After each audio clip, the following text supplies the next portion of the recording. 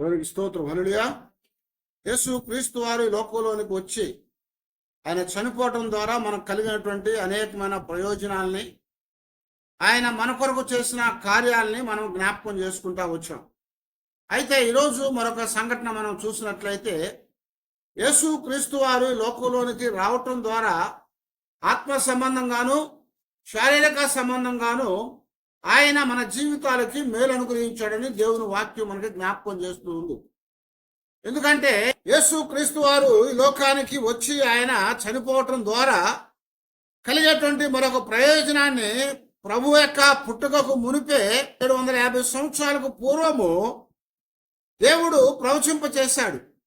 యేసు ప్రభువారు ఎందుకు వచ్చారు, ఎందుకు చనిపోయారంటే, ఆయన దేనికి వచ్చారట, నిశ్చయముగా అతడు మన రోగములను భరించెను, మన వ్యసనములను వహించెను అని చెప్తూ ఇప్పుడు అంటున్నాడు కదా, ఆయన మన అతిక్రమమును బట్టి అతడు గాయము చేయబడెను, మన దోషములను బట్టి నలగొట్టబడెను, మన సమాధాన శిక్ష అతని మీద పడెను, అతడు పొందిన దెబ్బల చేత మనకు స్వస్థత కలుగుచు ఉన్నది అని మాట్లాడుతున్నాడు.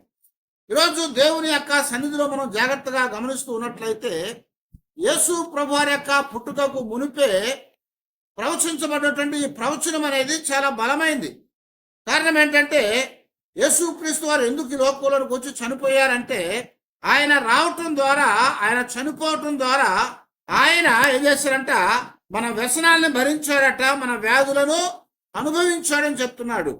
ఆయన మన వ్యసనాలను వ్యాధులను మాత్రమే కాదు కానీ ఆయన మన రోగములను భరించాడు అని చెప్తున్నాడు. మన రోగాలనే ఆయన భరించాడట. వాటిని భరించి ఆయన మన కొరకు శిక్షను పొంది ఆయన రక్తాన్ని కార్చాడు. ఆయన కార్చిన రక్తము వలన, ఆయన పొందిన దెబ్బల వలన మనకి స్వస్థత కలుగుతుంది అని చెప్తున్నాడు అన్నమాట. యేసు క్రీస్తు వారు పంచ గాయములు పొందారని రాస్తున్నాడు. పంచ గాయాలు అంటే 5 గాయాలు. అయితే యేసు ప్రభు వారి యొక్క శరీరం మీద కొన్ని వందల గాయాలు అయినాయి. వారు మన నిమిత్తము వ్యసనాక్రాంతుడుగా చేయబడ్డాడు. మన వ్యాధిని అనుభవించడానికి, మన రోగాల్ని భరించటానికి ఆయన సిలువలో వేలాడాడు. ఆయన శరీరం అంతా కూడా ఏం చేయబడిందట, గాయముల చేత నింపబడింది. ఆయన వీపంతా కూడా చాలా వలె దున్నబడింది. పంచ గాయములు అనగా ఆయన 2 చేతుల్లో 2 గాయాలు, 2 కాళ్ళు కలిపి పెట్టి 2 గాయాలు, ప్రక్కలో మరొక గాయం. అది కాకుండా ఆయన తలలో పెట్టినటువంటి ఆ ముళ్ళ కిరీటములు, ఆ ఒక్కొక్క ముళ్ళు 2.5 అంగుళాల నుంచి 3 అంగుళాల వైపు అంత పొడవైనటువంటి ముళ్ళు ఆ కొమ్మలకు ఉన్నాయి. ఆ కొమ్మతో కిరీటం చేశారు. దానిని ఆయన తల మీద పెట్టి గట్టిగా కొట్టారు. ఆ తర్వాత ఆ యొక్క కొరడాకి 7 జడలలో పడతాయి. ఎడ్ల బండులు తోలేటప్పుడు కొరడాలు వాడుతూ ఉంటారు, చండ్రాకోలు అంటారు వాటిని. ఆ కొరడాలు వాడినప్పుడు ఏం చేస్తారంటే, దానికి 2 ఆ తోలుతో ఉన్నటువంటి 2 ముక్కలు ఉంటాయి సన్నగా. ఇలా కొట్టంగా ఏమవుతుందంటే 2 ఉన్నటువంటి పొడవాటి ముక్కలు, ఆ తోలు ముక్కలు వచ్చి వీటి మీద బర్రం తగులుతుంది అనమాట. చాలా సురుగ్గా తగులుతుంది, గట్టిగా తగులుతుంది. ఆ దెబ్బకి ఆ ఎడ్లేం చేస్తే పరిగెట్టడం ప్రారంభిస్తాయి. అయితే యేసు ప్రభువారిని కొట్టడానికి వాడినటువంటి కొరడ చివరిలో 7 జడలు అల్లబలింది. 7 జడలు అల్లారట. 7 జడలకు కూడా ఏమన్నాయంటే, విరగొట్టబడ్డటువంటి ఎముకలు కట్టారట. విరిగిపోయినటువంటి ఎముక, ఆ విరిగిపోయిన ఎముకను కొరడా చివరున్నటువంటి ఆ అల్లినటువంటి ఆ జడలకి కట్టారు. వాటిని ఈపు మీద కొట్టినప్పుడు అవి ఇరుక్కుపోయిన వీపులో. వాటిని లాగుతున్నప్పుడు అవి ఎంత కూడా చాలా వలే దున్నబడిపోయినట్టు వీపు అంతా కూడా. ఇలాగా ఎన్ని దెబ్బలు కొట్టారు? 1 తక్కువ 39 దెబ్బలు కొట్టారు. 39 దెబ్బలు కొడితే వీపంతా కూడా దున్నివేయబడింది. వీపు అనేది కనపడదు, చర్మం కనపడదు. ఇంకా ఆ మాంసము బయటకు వచ్చేసి పగిలిపోయినటువంటి నెర్రులు అయిపోయి ఆ ఎండకి వేలాడుతూ ఉన్నప్పుడు ఆ చర్మంలో ఉన్నటువంటి ఆ శ్వేత రంధ్రాల్లో గుండా చెమట వస్తూ ఉన్నప్పుడు దాన్ని భరించలేనటువంటి బాధపడ్డాడు ఆయన. అందుకని రాస్తున్నాడు కదా, ఆయన మన వ్యసనములను భరించాడు, ఆయన మన వ్యాధిని భరించాడు, ఆయన మన యొక్క జీవితాల్లో మనం పొందినటువంటి ఆ రోగాల్ని ఆయన భరించాడు, మన వ్యసనాలను ఆయన వహించాడు. అవి వహించి ఆయన మన కొరకు శ్రమ పడ్డాడు.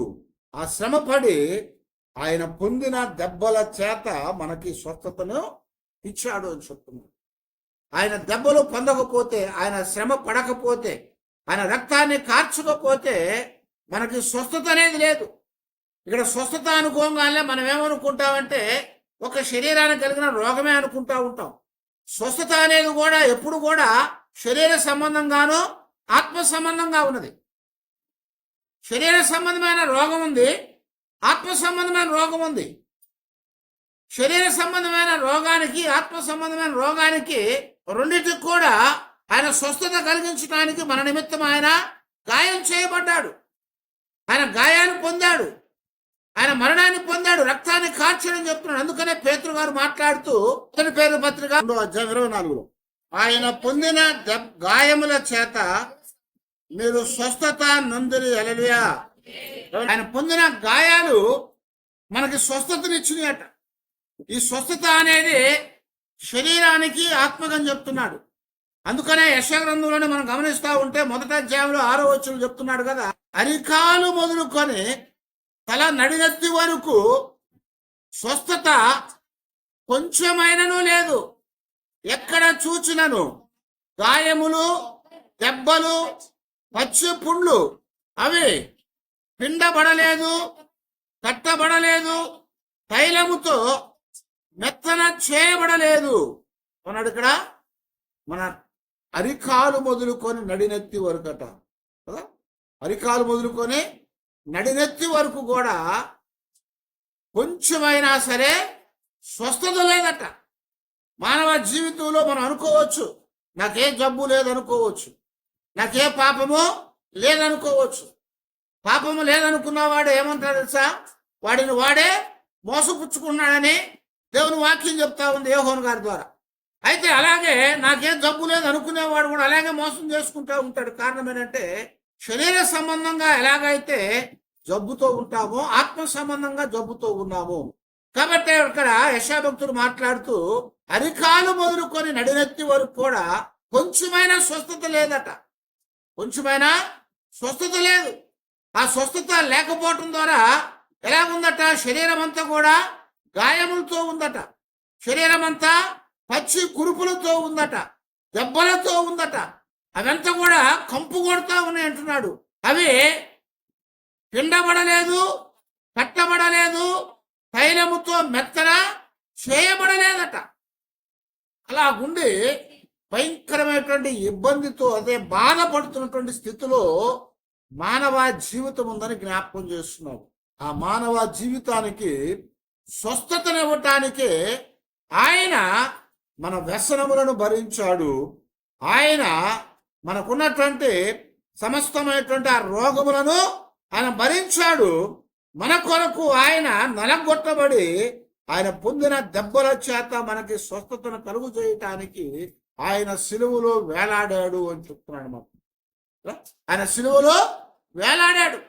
ఆయన కాల్చినటువంటి రక్తము మన ప్రతి పాపం నుంచి మనల్ని కడిగి పవిత్రులుగా చేసింది.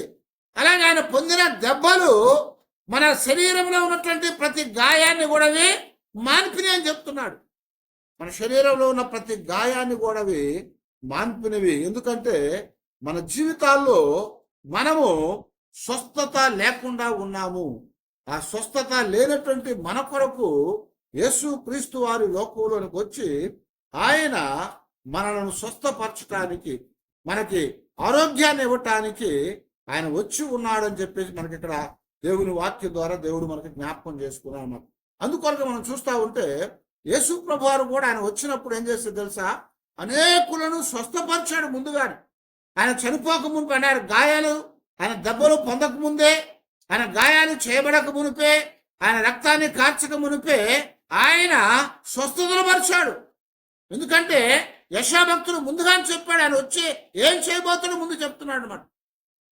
ఆయన లోకానికి వచ్చి ఆయన చేసినటువంటి అనేక కార్యముల గురించి మనకి ఇక్కడ జ్ఞాపకం చేస్తున్నాడు అన్నమాట. మనం చూస్తా ఉంటే మత్తయి సువార్తలో 9వ అధ్యాయం 35వ వచనంలో యేసు వారి సమాజ మందిరములో బోధించుచు రాజ్య సువార్తను ప్రకటించుచు ప్రతి విధమైన రోగమును ప్రతి విధమైన వ్యాధిని స్వస్థపరచుచు సమస్త పట్టణముల అందును గ్రామముల యందును సంచారము చేశాను. హల్లెలూయా.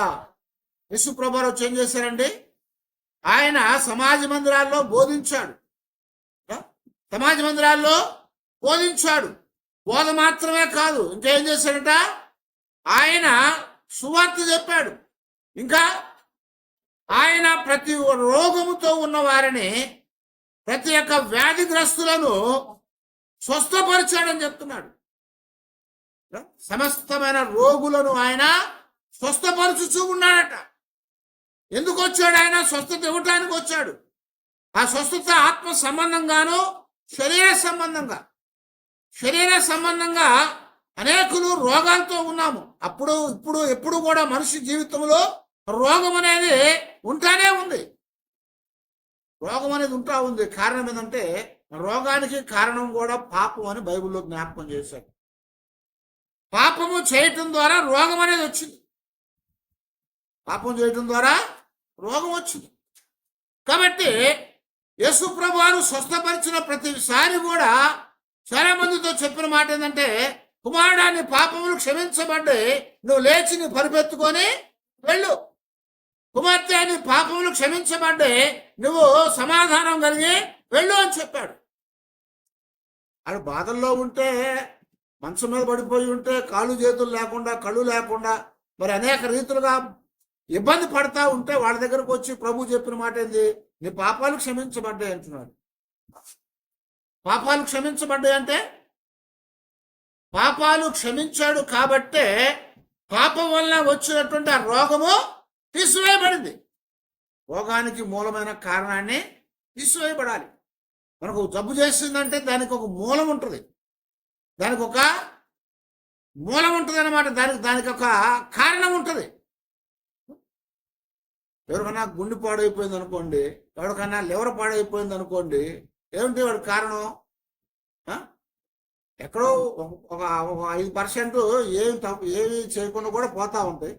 కానీ ఎక్కువ శాతం లివర్ పాడైపోయింది అనగానే అర్థం ఏంటి? వాడు తాగేవాడు అయి ఉండాలి, లేకపోతే సిగరెట్ తాగేవాడు, మందు తాగేవాడు అయి ఉండాలి. సిగరెట్ తాగుతున్నాడు కాబట్టి, మందు తాగుతున్నాడు కాబట్టి ఆ లివరు దెబ్బతింటుంది. హార్ట్ ప్రాబ్లం వస్తుందంటే అర్థం ఏంటి? బాగా మాంసం తింటున్నాడు కాబట్టి హార్ట్ ప్రాబ్లం వస్తుంది. కనుక ఇక్కడ ఆ రోగానికి ఒక కారణం ఉంది. ఇప్పుడు ఆ రోగం డాక్టర్ దగ్గరికి వెళ్ళాలని చెప్తాడు. మందులు ఇచ్చిన తర్వాత, అమ్మా నీ రోగం ఇందువల్ల వస్తుంది కాబట్టి అది మానేయాలంటాడు. అవునా? తాగేవాడు తీసుకెళ్తే ఆ మందులు ఇచ్చిన తర్వాత ఏం చెప్తాడు? నువ్వు తాగటం మానేయాలి బాబు, లేదా చచ్చిపోతావు అని చెప్తావు. హార్ట్ ప్రాబ్లం ఉన్నవాడు తీసుకెళ్తే వాడు మందులు ఇచ్చిన తర్వాత, బాబు నువ్వు మాంసం తినడానికి వీల్లేదయ్యా, అది మానేయాల్సిందే అని చెప్తాడు. ఫ్యాట్తో ఉన్న కొవ్వుతో ఉన్నటువంటి పదార్థాలు నువ్వు తినకూడదు, చచ్చిపోతావు అని చెప్తాడు. అలాగే ఇక్కడ యేసుక్రీస్తు వారు కూడా సువార్తను బోధించాడు. రాజ్య సువార్తని ఆయన బోధిస్తూ ఆయన అనేకులను స్వస్థపరుస్తూ ఉన్నాడు. ఎందుకయ్యా అంటే ఆ రోగానికి కారణమైన దాన్ని మొట్టమొదట ఆయన తుంచివేస్తున్నాడు. ఆ రోగానికి కారణమైంది తీసివేసినప్పుడు ఇక మరలా రోగము రాదు. రోగానికి మూలం ఏంటంట? పాపం. రోగానికి మూలము పాపం. అందుకొరకే యేసుక్రీస్తు వారు ఈ లోకంలోకి వచ్చి ఆయన పాప క్షమాపణ ఇచ్చాడు. మొట్టమొదట ఆయన పాప క్షమాపణ ఇచ్చాడు కాబట్టి రోగానికి మూలమైనటువంటి పాపాన్ని తీసివేశాడు. కనుక ఆయన ఏం చెప్పాడు? నీ పాపములు క్షమించబడ్డాయి కుమారుడా, నువ్వు లేచి వెళ్ళిపోమన్నాడు. నీ పాపాలు క్షమించబడ్డాయి కాబట్టి నువ్వు స్వస్థత పొందు అని చెప్పాడు. అలాగున యేసుక్రీస్తు వారి లోకంలోనికి రావటము, ఆయన శ్రమపడి, ఆయన రక్తాన్ని కార్చి, ఆయన గాయము చేయబడి ఆయన చనిపోవటం దేని కొరకయ్యా అంటే మన జీవితాల్లో ఉన్నటువంటి పాప సంబంధమైనటువంటి అలాగే మరి ఆత్మ సంబంధమైనటువంటి ప్రతి ఒక్క ఆ రోగాన్ని తీసివేయటానికి అని చెప్తాడు. కాబట్టి ఆయన ఏం చేశాడంట, అనేకులను ఆయన స్వస్థపరుస్తూ ఉన్నాడట. కనుక గ్రామాల్లో నుంచి పట్టణాల్లో నుంచి అనేక మంది ఆయన దగ్గరికి పోగైతా వచ్చారు. ఆయన దగ్గరకు వస్తున్నాడు కాబట్టి ఆయన వారికి స్వస్థతనిస్తూ వచ్చాడు. మత్తయి సువార్తలోనే 4వ అధ్యాయంలో 24వ వచనంలో జ్ఞాపకం చేస్తున్నాడు కదా, ఆయన కీర్తి సిరియా దేశమందంతటను వ్యాపించును, నానా విధములైన రోగముల చేత వేదనల చేతను పీడించబడిన వ్యాధిగ్రస్తులందరినీ, దయ్యము పట్టిన వారిని, చాండ్రపు రోగము కలిగిన వారిని, పక్షవాయువు కలిగిన వారిని వారు ఆయన యొద్దకు తీసుకొని రాగా ఆయన వారిని స్వస్థపరిచెను. హల్లెలూయా. ఏం చేశాడు ప్రభువారు? అనేకమైనటువంటి వారిని ఆయన స్వస్థపరిచాట. రోగాలతో ఉన్న వారిని, దయ్యములు పట్టిన వారిని, అనేక రకాల రోగాలతో ఉన్నటువంటి ప్రతి వారిని కూడా జనులు ఆయన యొద్దకి తీసుకొని వచ్చారు అని చెప్తాడు. ఆయన దగ్గరకు తీసుకొని వచ్చినప్పుడు ఆయన వారిని స్వస్థపరిచాడు. కారణం ఏంటంట, స్వస్థపరిచేవాడు నేనే అని చెప్తున్నాడు ఆయన. స్వస్థపరిచేవాడిని నేనే అని జ్ఞాపకం చేస్తున్నాడు.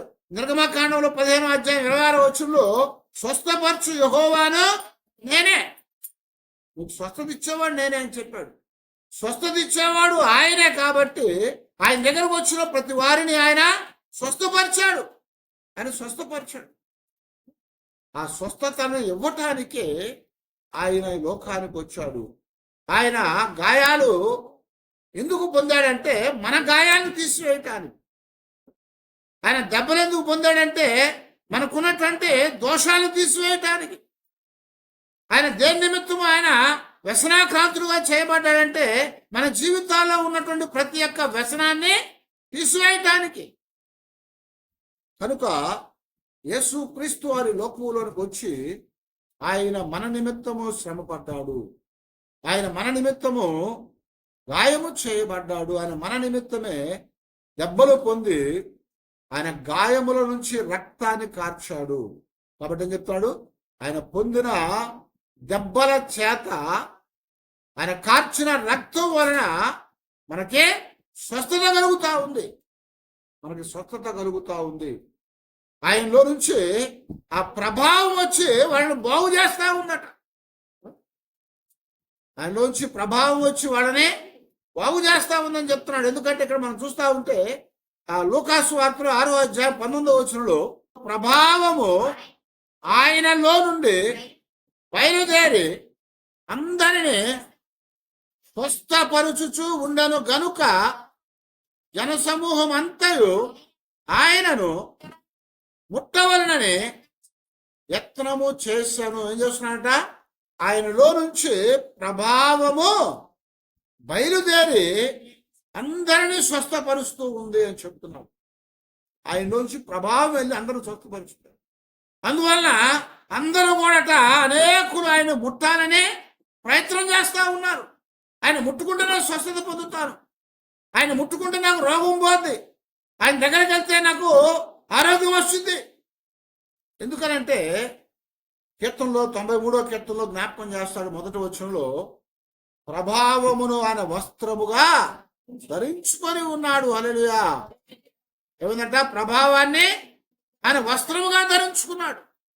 కాబట్టి ఆయన వస్త్రముగా ప్రభావాన్ని ధరించుకున్నాడు కనుక ఇప్పుడు ఆ వస్త్రము అనేటువంటి తన శరీరం అనే గాయాలు చేయబడింది. ఆ యొక్క గాయాల్లో గుండా రక్తము కారుతూ ఉంది. ఆ రక్తము మనకి స్వస్థతనివ్వటానికి శక్తి కలిగింది. శక్తి కలిగింది. యేసు క్రీస్తు వారి యొక్క రక్తములో ప్రభావం ఉంది, శక్తి ఉంది. ఆ యొక్క రక్తము చాలా శక్తివంతమైనది. ఎందుకంటే అది పరిశుద్ధమైన రక్తము, అది పవిత్రమైన రక్తము, అది లోక పాపాన్ని మోసుకొని పోవటానికి వచ్చినటువంటి దేవుని యొక్క గొర్రె పిల్ల రక్తం అది, అది సజీవమైన రక్తం అది. కాబట్టి ఆయనలో నుంచి ప్రభావం వచ్చి అనేకుల్ని స్వస్థపరుస్తూ ఉందట. ఆయన ప్రభావమును ఆయన వస్త్రముగా ధరించుకున్నాడు కనుక ఆయన ముట్టుకున్న వారికల్లా స్వస్థత కలిగింది. అందుకే మనం చాలాసార్లు చెప్పుకున్నాము, మార్కు సువార్త 5వ అధ్యాయంలో 25 నుంచి మనం చూస్తూ ఉన్నప్పుడు రక్తస్రావ రోగి గురించి రాశాడు. ఆ రక్తస్రావ రోగి వచ్చి ఏం చేసింది? వెనక తట్టుగా వచ్చి ఆయన వస్త్రాల్ని ముట్టుకుంది. ఎందుకంటే 12 సంవత్సరాల నుంచి బాధపడతా ఉంది, చచ్చిపోతాను అనుకుంది. ఇంట్లో ఉన్నా చచ్చిపోతాను, ఇప్పుడు బయటకు వచ్చినా చచ్చిపోతాను.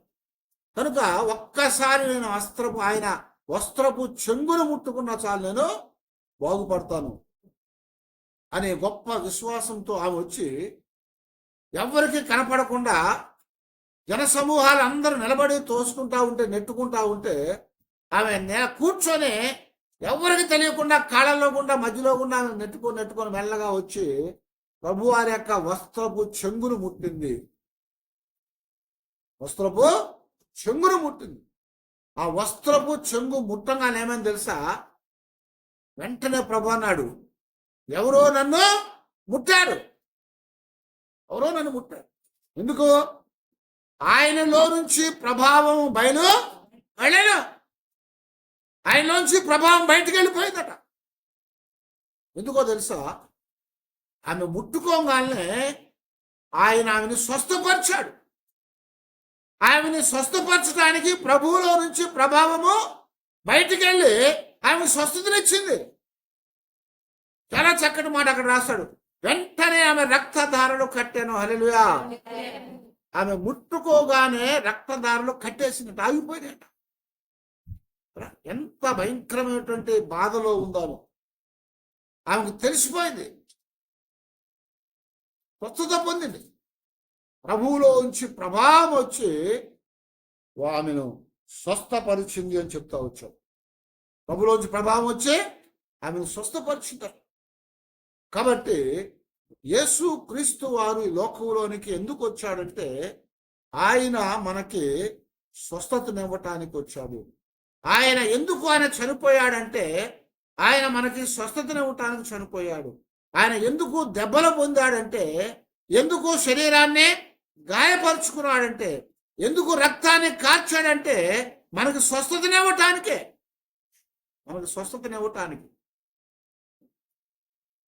ఆ స్వస్థత అనేది మన జీవితాల్లో మనం పొందటానికి ఆయన మన నిమిత్తము గాయం చేయబడ్డాడు. అదే యెషయా గారు చెప్పిన మాట.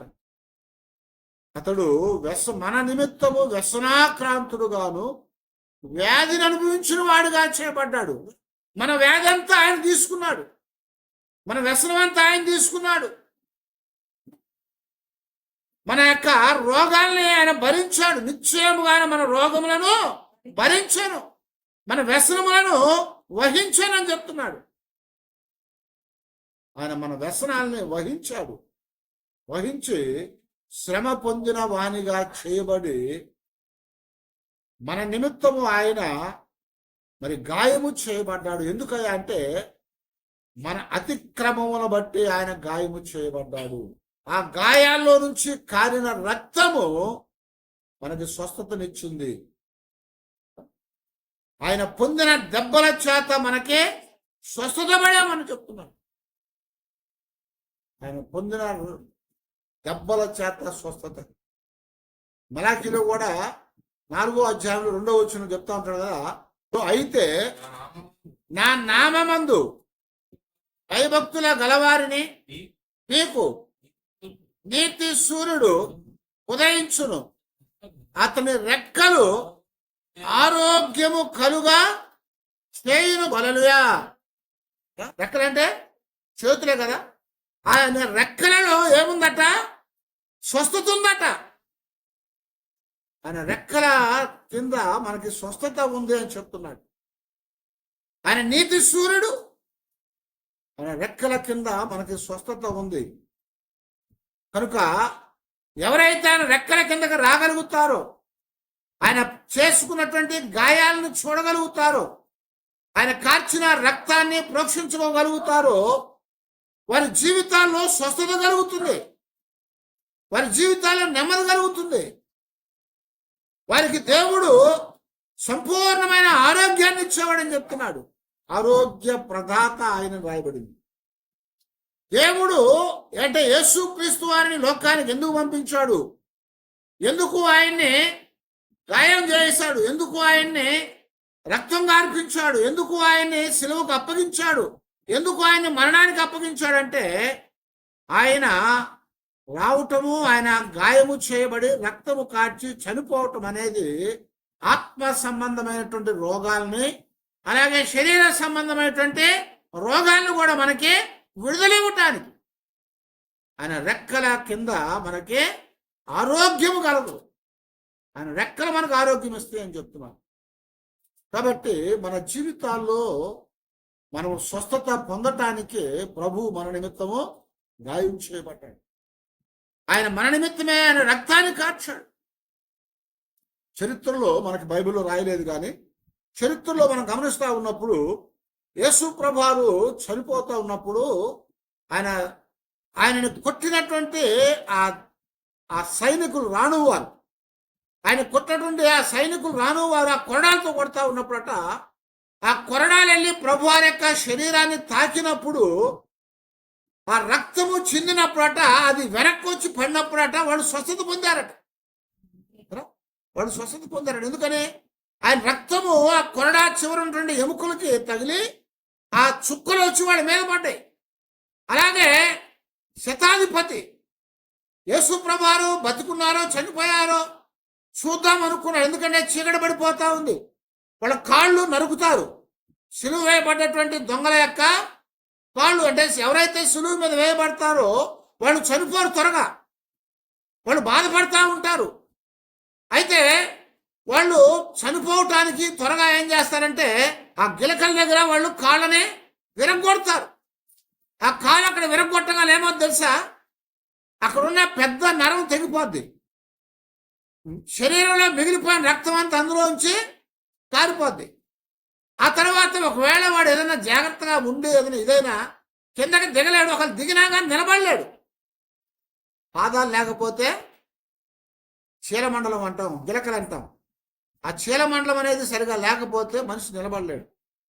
కనుక అవి విరగొడతా. అయితే వాళ్ళిద్దరు విరగొట్టేశారు. ఈయన కూడా చూద్దాం అనుకొని వచ్చి దగ్గరకు వచ్చి ఆ బల్లెం తీసుకుని ఏం చేశాడంట, ఆయన ప్రక్కలో పడిచాడట. బల్లెముతో ప్రభువారి యొక్క పక్కలో పొడిచాడట. ఆ ప్రక్కలో పొడిచినప్పుడు ఏమైందంటే వళ్ళుమని నీరు రక్తము పారింది, బళ్ళున పడింది అంటాడు. అది ఆ యొక్క బల్లెంతో పాటు వచ్చి శతాధిపతి ముఖం మీద పడింది. వాడికి ఒక కన్ను కనపడదట, శతాధిపతికి ఒక కన్ను కనపడదట. ఎప్పుడైతే రక్తము కారిందో ముఖం మీద వాడికి స్వస్థత కలిగిందట. చరిత్రలో రాయబడిన మాట. దేవునికి స్తోత్రం, హల్లెలూయా. అంతేకాదు ఆయన ఆ రక్తము కారుతున్నటువంటి సమయాలు ఆయన చనిపోగానే ఏమైంది, భూకంపం వచ్చింది, వర్షం వచ్చింది. ఆ యొక్క భూకంపము వచ్చినప్పుడు, ఆ వర్షం వచ్చినప్పుడట ఆ రక్తం అంతా కూడా నీళ్లతో కలిసి అది కారుకుంటా వెళ్ళిపోయి కిందకి వెళ్ళిపోయింది, పల్లవులోనికి వెళ్ళిపోయింది. అది కారి వెళ్ళినటువంటి ప్రదేశాల్లో దాన్ని తాకిన ప్రతిదీ కూడా స్వస్థత పొందిందట. ఆ కొండ మీద నుంచి కారుకుంటా వచ్చి ఊళ్ళో గుండా వెళ్ళి ఎక్కడికి వెళ్ళింది, అది లోయలోకి వెళ్తుంది. ఎందుకంటే లోయల్లో కుష్ఠరోగులు ఉంటారు, వ్యాధిగ్రస్తులు ఉంటారు. ఆ లోయలోకి వెళ్ళిపోయినప్పుడట లోయలో ఉన్నటువంటి వారు ఆ యొక్క యేసు ప్రభు వారి యొక్క రక్తముతో కలిసిన ఆ వర్షపు నీరు తగిలి బాగుపడ్డారట. వారు బాగుపడ్డారట. అందుకని ఇక్కడ చెప్తున్నాడు కదా, యేసు ప్రభు వారు ఎందుకు ఈ లోకానికి వచ్చాడు, ఎందుకు ఆయన గాయము చేసుకోబడ్డాడు, ఎందుకు ఆయన చనిపోయాడని మనం గమనించినప్పుడు దేవుని వాక్యం మనకి ఇక్కడ జ్ఞాపకం చేస్తుంది కదా. ఆయన మనకి స్వస్థతను ఇవ్వటానికి వచ్చాడు, ఆయన మనకి ఆరోగ్యాన్ని ఇవ్వటానికి వచ్చాడు. మన జీవితాల్లో ఉన్నటువంటి ప్రతి విధమైనటువంటి ఆత్మ సంబంధమైన శారీరక సంబంధమైన రోగములను ఆయన బాగు చేయటానికి వచ్చాడు. ప్రభువు మనల్ని స్వస్థపరిచినట్లయితే ప్రభు మనల్ని రక్షించినట్లయితే మన జీవితాల్లో స్వస్థతను పొందుతాము. ఇర్మియా గ్రంథంలో 30వ అధ్యాయంలో 17వ వచనం మనం చూస్తే అక్కడ కూడా నేను నీకు ఆరోగ్యమును కలుగజేసేదను, నీ గాయములను మాన్పెదను, ఇదే యెహోవా వాక్కు అని జ్ఞాపకం చేస్తున్నాం.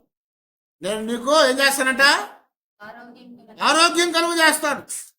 నేను నీ యొక్క గాయాలను మాన్పుతాను.